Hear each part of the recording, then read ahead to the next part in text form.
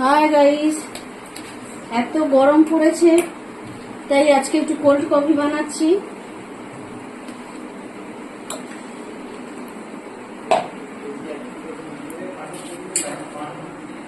Cold coffee খেতে ভীষণ কিন্তু ভালো লাগে এই গরমের সময়।